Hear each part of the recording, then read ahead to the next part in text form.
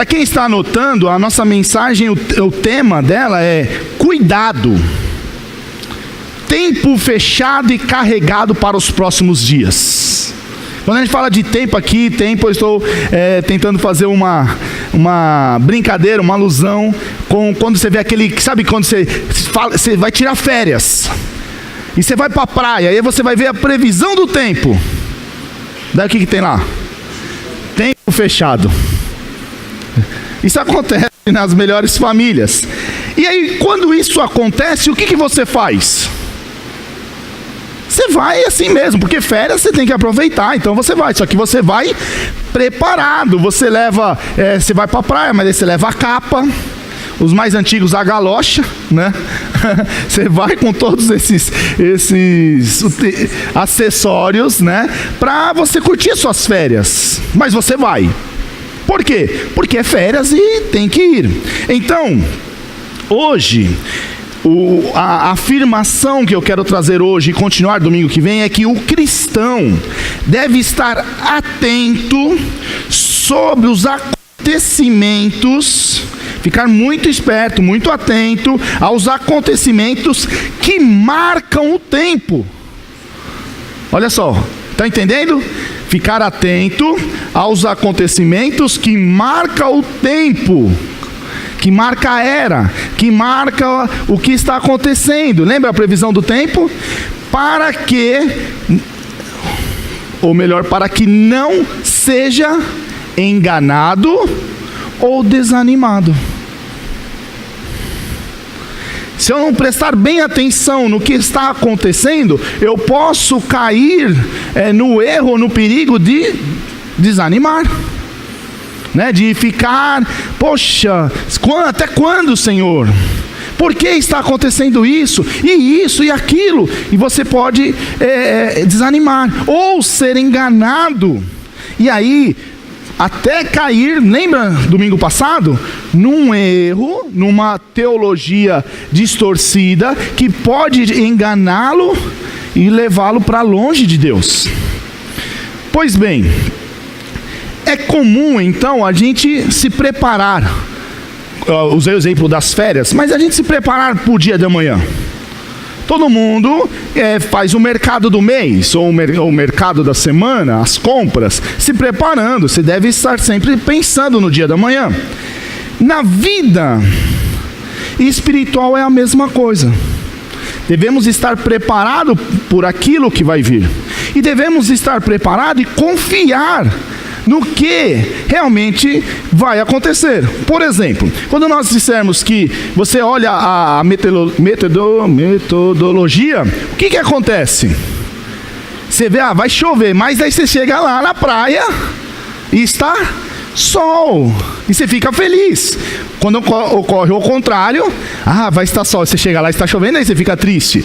Por quê? Porque aquela mulher que faz a previsão do tempo, que passa no jornal, ela não acerta uma. Não é verdade? Você assiste lá, Bom Dia São Paulo, às vezes eu assisto, né? E ela passa lá a previsão, leve isso. Não é só bobeira. Eu já me acostumei, tudo que ela fala, eu faço o contrário. Que daí dá certo, entendeu? Mas por quê? Porque é falha. Ela não tem certeza. Porém, o Senhor Jesus, Ele vai nos dar aqui uma previsão do que vai acontecer. E qual é a chance de isso não acontecer? 0. Então, nós temos condições de saber o que vai acontecer. Para quê? Para estar preparados e saber como se portar em meio os acontecimentos que serão narrados aqui. Então, a gente vai tentar mostrar, são 5 características. Hoje eu quero passar só 2, porque está muito quente, então eu vou passar só 2 e domingo que vem a gente passa 3. Eu não quero que vocês fiquem achando que já estamos nos últimos tempos, no sentido da tribulação, entendeu? Quero que vocês, o mais rápido possível, tenham um pouco mais de conforto. Então, olha só, olhando para o texto, olhando para tudo que nós estamos vendo, o Senhor Jesus, Ele foi enviado às ovelhas perdidas da casa de Israel, certo? Quem lembra lá de Mateus capítulo 15, versículo 24, sabe disso. Porém, esse povo povo do Senhor, ele o rejeitou. Em João capítulo 1, versículo 11 diz: ele veio para os seus, e aqueles que foram os seus não o receberam. Então, o Senhor Jesus, ele foi rejeitado. Jesus, ele repreendeu, ele revelou a incredulidade do povo de Deus, ali Israel, e ele pronunciou então um juízo divino sobre esse povo, sobre essa nação que agora apostatou do Senhor. Depois você pode olhar isso em Mateus 12, Mateus 11, vários textos que vão comprovar isso. Então você tinha esse povo obstinado, rebelde ao Senhor, mesmo assim o Senhor até chora, né, ao olhar a situação que ele está, mas ainda provocam uma indignação do Senhor. O Senhor Jesus, ele repetidamente repreendeu os líderes religiosos. Falou que eles estavam vivendo na hipocrisia, que eles eram duros de coração, e Jesus falou isso abertamente e severamente. Deixou bem claro, não tinha como aqueles líderes religiosos não entenderem. Outra coisa interessante é que ele advertiu os seus discípulos para não se deixarem influenciar pelos líderes religiosos, e como nós vimos semana passada, ele falou: preste atenção, esses falsos mestres, porque daqui a pouco vocês serão os líderes religiosos, vocês não devem ser como eles, líderes corruptos, certo?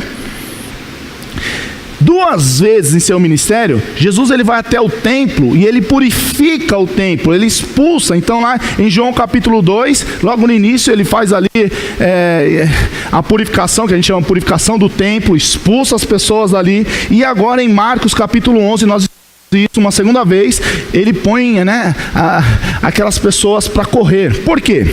O templo tinha se tornado o coração da religiosidade corrupta. Agora, para isso a gente precisa entender um pouco mais. Eu vou falar daqui a pouco sobre o templo, mas precisa entender muito bem o posicionamento do que significa o templo para um judeu, e principalmente naquela época. O templo significava a presença de Deus. Tanto é que eles estão esperando a reconstrução do templo até hoje. O templo para o judeu é algo que centraliza a sua crença. Tudo bem? Só que quando Jesus expulsou essas pessoas, ele atacou os líderes religiosos e deu para eles o quê? Prejuízo. Porque lembra dos saduceus? Que controlavam, né, as ofertas, todo o dinheiro que entrava, as vendas, o sacrifício, tudo ali. Eles perderam dinheiro com isso. Assim, apesar de Jesus ter mostrado isso, expulsado, repreendido, ao invés disso, em vez de se arrepender, os líderes religiosos, eles estavam dispostos a fazer o quê? A matar Jesus, a matar o Messias. Pois bem, só para a gente ficar situado, quando nós estamos na terça-feira, nós estamos na Semana da Paixão. Na terça-feira, você tem aqui a purificação do templo. Na segunda, a entrada triunfal. Na terça, a purificação do templo. Na quarta, nós temos os debates, os registros. Isso que ele vai falar saindo do templo é na quarta, já no final do dia, né? Que eles estão saindo e ele vai falar: tá vendo essas pedras, tal? Isso é no final do dia.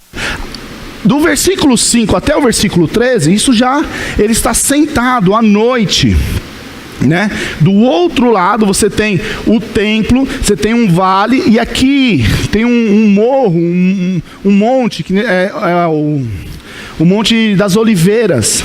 E Jesus ele vai estar aqui, mas ele consegue enxergar lá o templo. E aí ele vai começar a dar esse sermão, que a gente chama o sermão da montanha aqui. Tudo bem? Estamos situados? E aí então na quinta-feira ele vai celebrar a Páscoa com seus discípulos, e no domingo ele vai então ressuscitar dos mortos. Agora, a gente precisa entender, antes mesmo de entrar no texto, o que estava no ar. Eu vou tentar passar para vocês, levar para vocês agora, vocês entrarem na expectativa, na empolgação que estava acontecendo naqueles dias, para a gente entender a profundidade do que está escrito. Por exemplo, quando Jesus está ali olhando para o templo, e ele faz esses pronunciamentos de julgamento, que é aqui, desde o capítulo 13, versículo 2, vai até o 37, ele começa a mostrar que aquele edifício tão bonito, que era uma das coisas mais modernas, arquitetônicas da época, vai ser destruído. Mas para pensar um pouquinho, o que ele está dizendo? O povo judeu, eles estavam esperando sempre o quê? A chegada do Messias, e que esse Messias, quando chegasse, ele ia inaugurar o reino do Senhor, o reino de Deus, e que então ele ia libertar o povo do jugo romano, ia trazer liberdade para o povo. Essa era a expectativa de todo judeu. Quando João Batista aparece no deserto, muitos escutaram João Batista, e João Batista declarava que o reino dos céus estava próximo. O reino, se arrependam, porque o reino está próximo. Então cria-se ainda mais o quê? Expectativa. E aí as pessoas começam a ansiar, estavam assim almejando que o reino começasse, por vários motivos, principalmente pelo jugo romano. Quando João Batista ainda, ele intensifica isso, quando aparece Jesus, ele fala o quê? Aí está o Cordeiro de Deus, e o identifica como o Filho do Homem, o Messias. Então olha só, as pessoas estão na expectativa, e começa a crescer essa expectativa, e aquele que João falou, ele começa um ministério público, ensinando, lembra? Ensinando com autoridade, expulsando demônios, realizando curas. Começa 3 anos, as pessoas, nossa, o reino está o quê? Está perto, o Messias. Alguns anos mais tarde, quando Jesus ele entra em Jerusalém montado num jumentinho, as multidões, elas não conseguem conter a sua empolgação, e elas começam a gritar o quê? Hosana, lembra? Por quê? Porque Jesus está entrando, e era até uma profecia, uma entrada triunfal, pronto, o reino. O que um judeu estava pensando? Que agora vai começar o reino do Messias, vai a libertação, a nação prometida, o reino messiânico prometido a Davi, e que iria restaurar as glórias dessa nação. Estão entendendo a expectativa? Agora pega um grupinho menor. Essas expectativas eram compartilhadas com os discípulos de Jesus. Primeiro, por quê? Eles são judeus, e segundo, que eles criam que Jesus Cristo era Filho de Deus. Eles estavam entendendo cada vez mais, confiando cada vez mais que Jesus era Filho de Deus, ou seja, que ele era o Messias. Um judeu não acreditava que o próprio Deus seria o Messias, mas agora os discípulos, eles estão vendo, então os seus corações, eles não têm dúvida, e eles deveriam estar como nesse momento? Empolgados, ouvindo o grito das pessoas. Estão entendendo, entrando no clima do que está acontecendo? E ele vai lá e agora ele debate com os fariseus, e os fariseus são silenciados. Ele debate com os saduceus são silenciados. Vem e pergunta, e fala, você não está longe do reino? E aí ele fala de Davi, mostra que é ele. De repente ele condena toda aquela religião. Como que os discípulos estavam? Como você estaria nessa situação? Mas empolgado, porque agora chegou o Messias. E o judeu, ele acredita em quantas vindas do Messias? Uma. Até hoje ele está esperando a vinda do Messias, que o Messias viria e resolveria todos os problemas. Essa é a ideia. Então, as pessoas começam a criar essa expectativa, e principalmente os discípulos, e tudo então parecia estar dentro de um cronograma. Nós olhando agora, 2000 anos atrás, a gente já sabe a história, a gente já sabe o que aconteceu, mas aqueles homens não sabiam. Eles tinham as promessas, eles tinham expectativas. Então, eles estão acreditando que vai inaugurar o reino messiânico. Os discípulos estavam esquecendo de um detalhe. Qual detalhe? Que o Messias, como o próprio Jesus já tinha dito, ele precisava morrer, ele precisava ser entregue, ele precisava ser rejeitado, ele precisava ressuscitar. E olha que Jesus tinha dito isso para ele, cada vez mais explicando isso para eles. Então, na passagem de Marcos, aqui de 1 a 13, o Senhor Jesus, profeticamente, ele está, quando eu falo profeticamente, ele está descrevendo o que vai acontecer. Então, ele descreve características que ocorrerão durante esse tempo intermediário para a vinda deles. Fala assim, mas espera aí, pastor, ele já veio, sim. Só que Jesus vai voltar, e é essa que é a vinda do Senhor. É esse dia que nós chamamos o dia do Senhor. Quando vai acontecer? Eu vou explicar com mais detalhes no momento oportuno, mas eu já posso adiantar que isso vai acontecer no final da tribulação, na batalha de Armagedon. Isso a gente vai ver mais para frente. Agora, a vinda de Jesus, ela é algo que deve ser esperado por nós, ou não? Vamos só para ver, para ver se a gente está entrando no espírito do texto. Vamos imaginar que você agora chega à informação, e você confia nessa informação exata, que Jesus vai voltar amanhã 1h da tarde. Como você ficaria? Amanhã 1h da tarde o Senhor Jesus vai arrebatar a sua igreja. Como você ficaria? Fala, não, beleza, Jesus vai voltar amanhã, vou tirar um soninho agora. Na realidade eu queria tanto comer aquela pizza, né, de camarão, só que ela custa R$70. Vou comer agora, já, né? Como seria a sua vida? E não pensando nas coisas ruins, mas pensando na empolgação. Amanhã eu vou para o céu. Amanhã Jesus vai me... Está aqui, ó, tá a minha passagem aqui, ó. E não é da Gol não, que atrasa e às vezes cancela. Como que ficaria? Como ficaria a sua vida? Como ficaria a sua empolgação? E conforme vai passando as horas, ó, agora são 7h20, daqui a pouco são meia-noite, vixe, já deu 6h da manhã, 1h ele vai voltar, 10h, acho que eu vou tomar um banho para ir bonitinho, cheiroso pro céu, e aí você começa... É mais ou menos isso que está acontecendo aqui. Esses discípulos estão dizendo, vai começar o reino messiânico. Pronto, está tudo acontecendo. É essa a empolgação. Então agora eu quero que você abra a sua Bíblia em Marcos capítulo 13. E aí a gente vai começar a entender que Jesus, ele é um estraga-prazer. Por que que ele é um estraga-prazer? Olha só, versículo 1.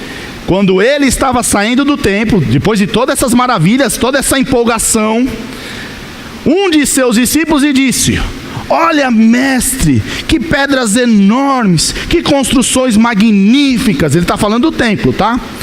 E aí Jesus, você está vendo todas essas grandes construções? Perguntou Jesus. Daí ele responde, aqui não ficará pedra sobre pedra, todas serão derrubadas.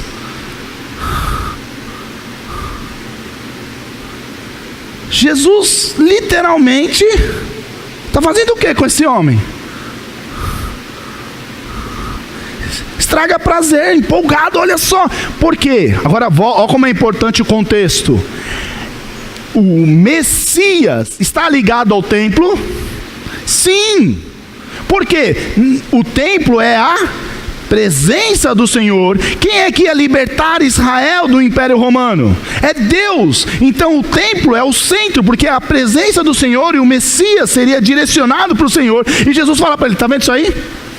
Vai cair tudo.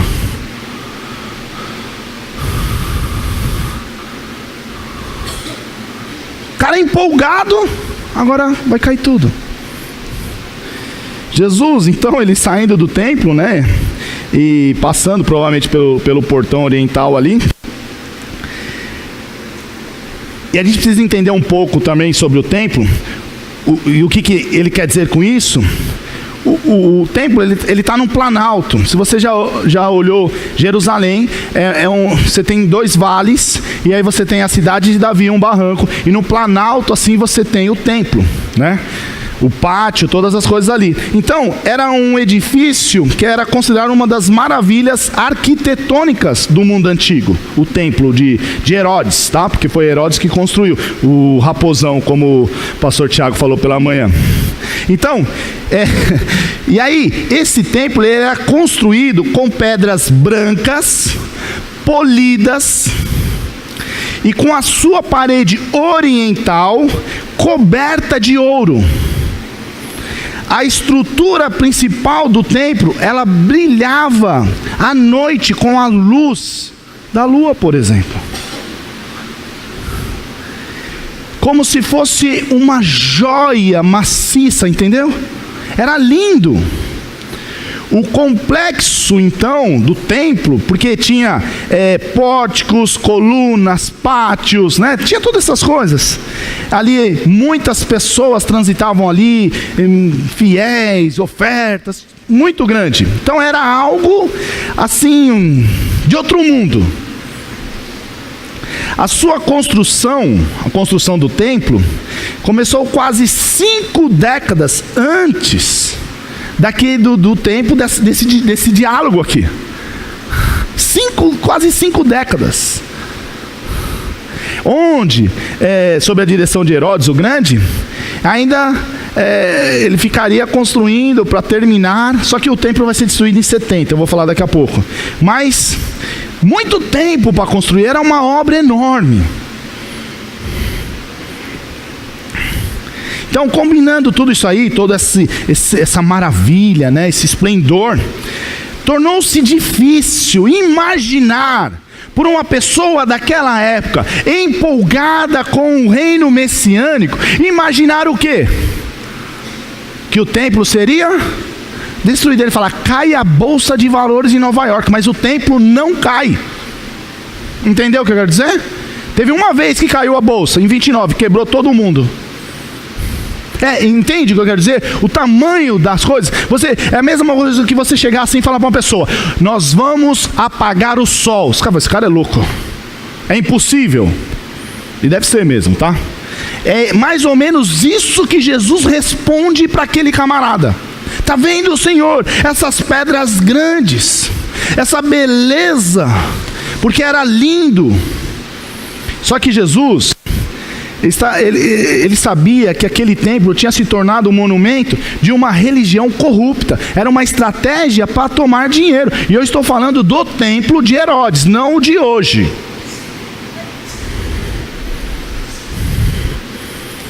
Não muito assim era diferente. Então, lindo por fora, mas podre por dentro. O seu interior era como um sepulcro caiado. Do lado de fora, seu mar polido brilhava, mas por dentro tinha corrupção, hipocrisia, incredulidade. Era isso que você encontrava no templo. Então, a nação, os líderes religiosos ali de Israel, essa nação, ela ia perder isso. Consequentemente, a ira de Deus seria demonstrada. Por quê? A destruição do templo mostrava a ira de Deus. Mas eles estavam esperando o quê? Não, agora vai ficar tudo bem, o Messias chegou. Não, Jesus fala: não é bem assim não. Eu sou o Messias, mas o templo vai, a ira do Senhor. Entendeu? Está entendendo o que está acontecendo no cenário aqui com Jesus e com as pessoas ao seu redor? Então em 70 depois de Cristo, o que Jesus falou aconteceu. O templo foi destruído, os judeus, eles vão se rebelar contra Roma, Roma vai lá e vai destruir totalmente. Tito Vespasiano, que ainda não é imperador, ele depois, até por causa disso, dizem que ele vai chegar ao império, ser o imperador romano, mas ele vai destruir totalmente a cidade e o templo. À medida que os romanos, eles acendiam então as fogueiras para destruir a cidade e o templo, aquelas pedras, elas iam quebrando, e eles faziam isso para retirar o ouro. Então as pedras eram jogadas, eles tiravam o ouro e as pedras eram jogadas. Jesus falou que não ia ficar o que mesmo? Pedra.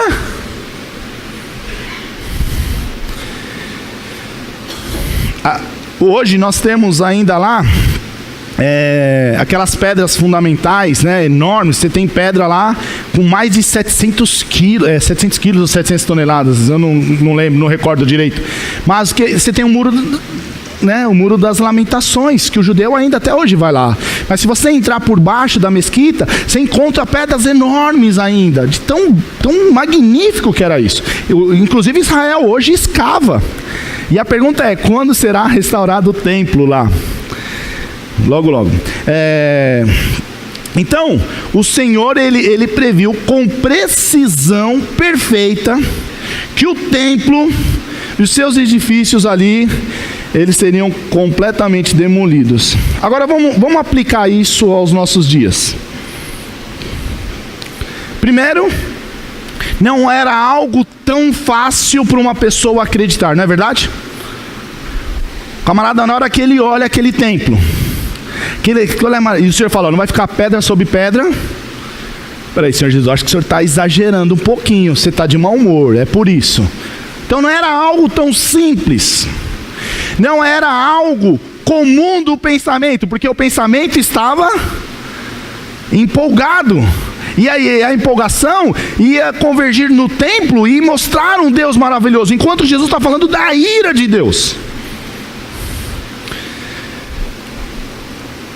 Hoje, o que é tão difícil acreditar? Pare para pensar um pouco. O que é tão difícil para nós acreditar? Acreditar, por exemplo, num mundo sem pecado. É tão difícil para nós porque nós somos pecadores. E por sermos pecadores, até a forma de nós imaginarmos esse mundo com pecado, provavelmente nós vamos imaginá-lo de um ponto de vista egoísta, então já está dentro de uma visão pecaminosa. Mas o que eu quero que vocês entendam é que o Senhor disse que tudo isso que você está vendo hoje, e a gente vai ver isso mais para frente, eu quero mostrar isso para vocês durante o texto, tudo isso vai acabar. Essa terra que hoje nós estamos pisando, ela vai sofrer.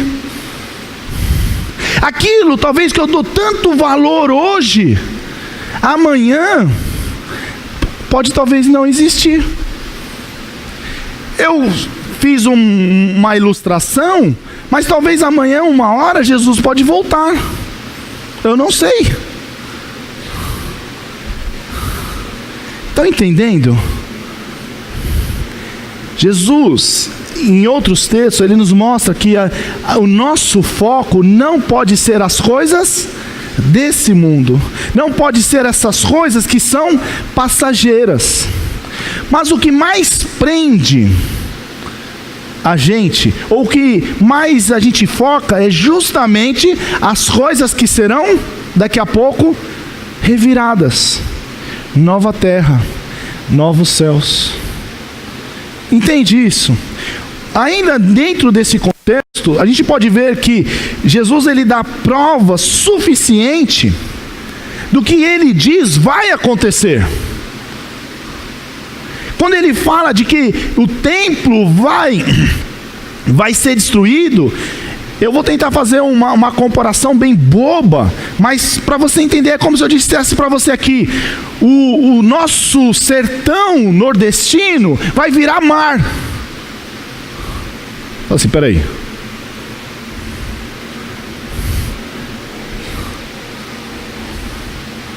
Virar mar. Entendeu? Para vocês entenderem. Agora, quando o templo então foi destruído, comprovou-se que Jesus tinha razão.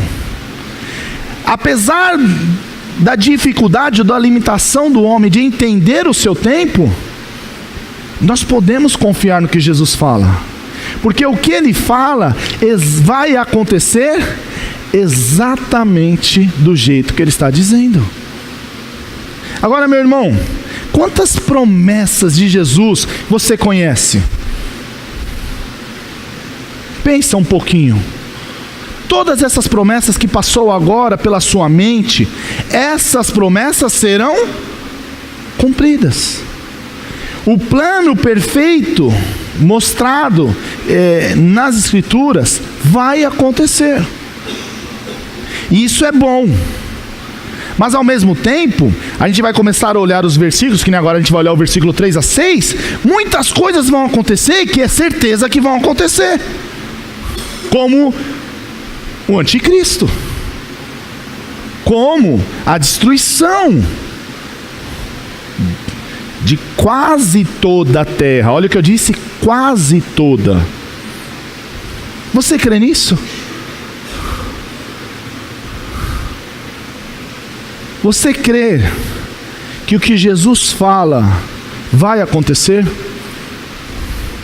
Se crer, se nós cremos, como deve ser a nossa postura?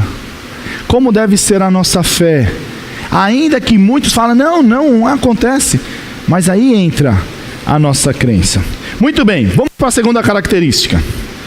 Se nós já mostramos aqui a destruição do templo, que era algo quase imaginável naquele tempo, agora nos versículos 3, nós temos aqui a decepção de muitos. Olha o versículo 3. Então eles saíram do templo, passaram pelo vale, subiram ali no Monte das Oliveiras, e aí então tem o quê? Tendo Jesus se assentado no Monte das Oliveiras, de frente para o templo, ou seja, dava para ele enxergar, Pedro, Tiago, João e André lhe perguntaram em particular: dize-nos, quando acontecerão essas coisas? O que Jesus tinha falado? Do templo, lembra? Porque ali já mostrava a ira de Deus. E qual será o sinal de tudo isso? E qual será o sinal de que tudo isso está prestes a cumprir-se? E aí Jesus lhe disse: cuidado. E o termo cuidado aqui é preste atenção. Cuidado, que ninguém os engane. Muitos virão em meu nome, dizendo, sou eu, e enganarão a muitos. Daí você deve estar pensando assim: não, pastor, mas esse aí de aparecer falsos messias, nunca ouvi. O que mais aconteceu, e eu vou falar apenas de alguns no nosso país. No nosso país, por exemplo, já tivemos vários momentos que a gente chama momentos messiânicos. Quem já ouviu falar de Antônio Conselheiro? Ele foi considerado um movimento messiânico. Se você já ouviu falar de Caldeirão Santa Cruz, do deserto, com Beato Lourenço, é outro momento messiânico. Se você pensar em Jacobina, Cusmucker, lá no Rio Grande do Sul, é outro momento messiânico. Até hoje existe um movimento chamado sebastianismo, que diz que o rei Sebastião, que foi perdido na batalha lá na África, um rei português, vai voltar. E ele vai voltar aonde? Aqui? Entenderam? E tem vários. Então sempre existiu muitos e muitos. Eu tenho uma entrevista, quando eu fiz com uma beata ainda no Cariri, em Juazeiro do Norte, ela crê na volta de Padre Cícero. Ou seja, Jesus vai voltar junto com o Padre Cícero no horto. O horto é um lugar onde tem a cruz, onde Padre Cícero orava. Ela crê nisso. Tem muitos que creem em várias coisas. Então, quando a gente presta assim, cuidado que ninguém vos engane, muitos virão em meu nome, dizendo, sou eu, enganarão a muitos. Tem que tomar muito cuidado, porque sempre vai aparecer esses Messias. Agora, voltando para o texto. Então, eles atravessaram ali o vale do Cedron, subiram no Monte das Oliveiras, e esses discípulos aqui, Pedro, Tiago, João e André, esses irmãos aqui, esses discípulos, eles, um grupo mais íntimo de Jesus, certo? Mais próximo. Então lembre, provavelmente eles estavam muito empolgados com essa ideia do reino messiânico. E aí eles ouvem da profecia da destruição do templo. Espera aí, quando vai acontecer isso? De acordo com a passagem em paralelo aqui, de Mateus 24, versículo 3, Mateus registra assim: dize-nos quando sucederão essas coisas que acontecerão e qual sinal haverá da tua vinda e o fim dos tempos. Então eles entendiam que o fim dos tempos era com a vinda do Messias, e eles estavam querendo saber.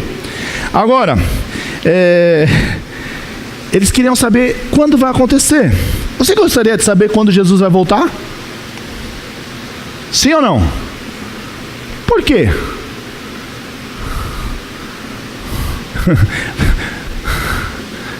Como mencionado, esses discípulos, eles acreditavam na vinda do Messias. Mas o plano do Messias é que ele viesse 2 vezes. Veio Jesus, né? Messias, subiu aos céus e ele vai retornar. Mas o judeu, ele acreditava que já era uma vez só e pronto.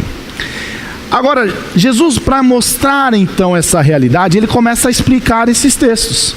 Ele nos traz, ele descreve como seriam os tempos. Então ele vai detalhando essa pergunta. Então a partir do versículo 5 aqui, começa esse sermão do monte, né? E ele começa a explicar como seria o mundo, a ênfase especial sobre, principalmente quando estiver perto do seu retorno. Tá. Então já foi previsto a destruição do templo, ele já tinha dito isso, e a gente já sabe o que aconteceu no ano de 70. Alguns intérpretes, só para ficar bem claro e a gente não passar desapercebido, eles insistem que tudo que Jesus predisse, né, profetizou aqui, foi cumprido em 70. Então guerras, nações contra nações, tal, como dores de parto. Mas não dá para aceitar esse conceito. Em primeiro lugar, o fato que Jesus usou a figura das dores de parto, que indica que estava falando sobre o fim de uma era, o fim de um tempo, certo? E não acabou com a destruição do templo, não acaba ali, continuou, né? Outra coisa, o Senhor indicou que o Evangelho deveria ser pregado em todos os lugares, em todas as nações. Outra forma de entender que não acabou ali em 70, porque em 70, a partir dessa perseguição, inclusive que a igreja começa, né? Lembre-se que a igreja começa a sair antes, mas ajuda não ter mais ali o centro, né, em Jerusalém. Terceiro lugar, Jesus ele falou da abominação, né? Isso ainda não aconteceu, que é a profanação do anticristo, que a gente vai ver em outra mensagem. Outro ponto, ou um quarto ponto, só para... Jesus ele falou de um tempo de tribulação, tal como nunca ocorreu desde o princípio da criação. Desde quando Deus criou o mundo, essa tribulação seria algo assim, uma tribulação que não teria outra igual. E também não aconteceu em 70, no ano 70, tá? E Jesus identificou os sinais celestiais que acompanhariam, né, os fins dos tempos, incluindo o escurecimento do sol. Que o pessoal que estudou Apocalipse, lembra aqui? O escurecimento do sol, a lua, né, desastres de ordem, catástrofes, né, de ordem mundial, aí, cósmicas. Então, quando acontecer, Jesus ele adverte que os vivos, quando estiverem nessa coisa, eles deveriam correr, porque a coisa estaria muito difícil, que seriam aqueles salvos na tribulação. Tá. Muito bem, tudo isso aqui é só para a gente se situar no que nós estamos falando. Agora, em resposta aos discípulos, o Senhor então ele começa a citar as dores, agora eu estou voltando para o texto, ele começa a citar as dores do parto, e os sinais de alerta que precedem a sua volta. Então, o mundo vai ser submetido a um implacável engano de fraudes espirituais. E ele disse: vede que ninguém vos engane. Muitos virão em meu nome dizendo, eu sou ele, enganarão a muitos. Então, um dos sinais de que a volta de Cristo está próxima é o quê? A mesma situação olhando para o povo de Deus naquele tempo. Como assim? Você tem um templo que era para mostrar o Senhor, você tem uma religiosidade e ela era corrupta. Eu digo, e eu sei que não precisa concordar com o que eu vou dizer agora, eu vou colocar achismo meu. Eu digo que no mundo evangélico hoje, 80% não são cristãos. E eu sei que eu estou me arriscando a dizer isso, mas é achismo, então é só saber a minha opinião. Olhe na Bíblia o que diz e construa a sua opinião. Por que eu digo isso? Porque do que nós encontramos hoje sendo ensinado sobre as Escrituras, a maioria está distante do que Cristo ensinou. A gente acabou de ver hoje pela manhã que Cristo ensinou, você quer me seguir? Você pensa bem, não é um bom negócio não. Mas hoje o que mais se ensina sobre Cristo é justamente o oposto. Vem para Cristo que eu vou te dar tudo. Isso é mentira. Entende? Quando você começa a olhar e escutar aqui, escutar acolá o evangelho pregado, você percebe o quanto que está longe do que realmente está escrito na palavra de Deus. Sendo assim, a gente percebe o quanto que, entre aspas, o povo de Deus está distante do próprio Deus. Quando você usa o termo aqui, vede, né? Ver, né? Aqui é um imperativo, tá? Que quer dizer, o termo original, ele quer dizer assim, significa assim, ó, cuidado, tome muito cuidado. A NVI até coloca assim, cuidado, né? Que ninguém vos engane. Tem que ficar muito esperto. Por quê? Porque esses homens virão e vão querer enganar, e vão conseguir enganar. Quem? Será que todos? Será que o salvo é enganado por esse? Se você olhar um pouquinho mais para frente, versículo 22, 23, porque surgirão falsos cristos e falsos profetas, surgirão e eles irá mostrar sinais e prodígios, e o texto diz, a fim de enganar, se possível, até os escolhidos. Mas tome cuidado, eis que eu vos disse tudo com antecedência. Então nós estamos sendo ensinados para entender o que está acontecendo, para não ser enganados. Os seguidores de Jesus, eles vão observar os falsos mestres. Aqueles homens viram vários falsos mestres na época, de modo que, apesar disso, eles não serão enganados. Hoje existem falsos mestres, muitos e muitos. Eu acabei de dar uma estatística particular que eu acredito. E antes da época de Cristo, antes de Cristo voltar, isso vai aumentar cada vez mais. Vai ser a ênfase, muitas e muitas pessoas falando e falando e falando. E sabe, falando de quem? De Cristo. Mas longe de Cristo. Eu estou conseguindo ser claro para vocês? Muitos vão falar de Cristo, mas não conhecem a Cristo. A sua obra desses enganos, desses falsos mestres, ela vai chegar ao ponto que vai levar, inclusive, o Israel, agora pensando na tribulação, e vai enganar, inclusive, Israel, 3 anos e meio de paz, acreditando que eles estavam fazendo a coisa certa, até que na metade da tribulação, esse anticristo, né, vai revelar quem ele realmente é. Que eu gostaria de terminar, e eu vou terminar só nessa característica, domingo que vem a gente vai ver mais 3. Embora esses falsos mestres, eles vão enganar muitos, mas nem até mesmo o anticristo, ele não será capaz de enganar os eleitos. Isso nos traz uma aplicação. Qual é a aplicação?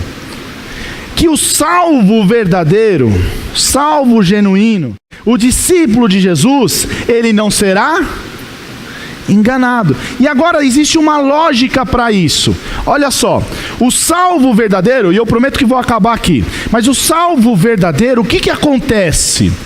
Ele é salvo porque ele entregou a sua vida para Cristo. Ele literalmente entregou tudo para viver a Cristo. Ele conhece o evangelho verdadeiro e ele não foi até Cristo para ganhar alguma coisa, entende? Agora o cristão enganado, que não é cristão, ele vai atrás de Cristo e ele vai ser então enganado. Por quê? Porque ele não entrega a vida dele para Cristo, ele quer alguma coisa de Cristo.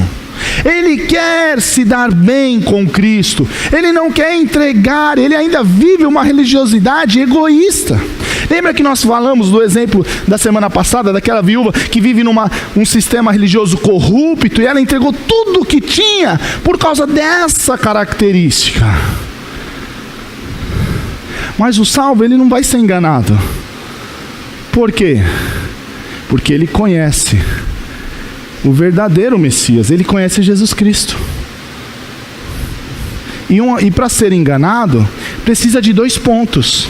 Ou você está precisando de algo, necessitando de algo, ou você desejar muito alguma coisa. O salvo em Cristo Jesus, ele se satisfaz em Cristo. E ele já é satisfeito em Cristo. E ele já tem o seu desejo correspondido em Cristo. Mas aquele que não é, o que acontece com ele? Talvez a necessidade do momento, desse momento, faz ele acreditar em pessoas que prometem coisas. Eu vou curar você, eu vou transformar você num determinado empresário, eu vou trazer a pessoa amada, e aí vai. Entende? Ou o próprio desejo por uma experiência espiritual. Nossa, eu quero sentir o Senhor, eu quero, sabe? Então esse desejo pode enganar as pessoas. Sendo assim, quando nós olhamos para textos como esse, eles vão nos mostrar a realidade da transformação do mundo, de um templo totalmente destruído e que destrói uma religião corrupta, e inicia-se uma nova era, a era da igreja, que a gente vai perceber que também vai sofrer com o joio no meio do trigo aí. Tudo bem? Então, leia esse texto durante a semana, leia mais de uma vez e pense. Lembra lá a previsão? Vai chover ou não vai chover? Leia esse texto e você vai saber as coisas que estão prometidas. E semana que vem nós continuaremos a olhar o que está acontecendo nos dias atuais, antes de que o nosso Senhor Jesus volte. Ok? Vamos orar?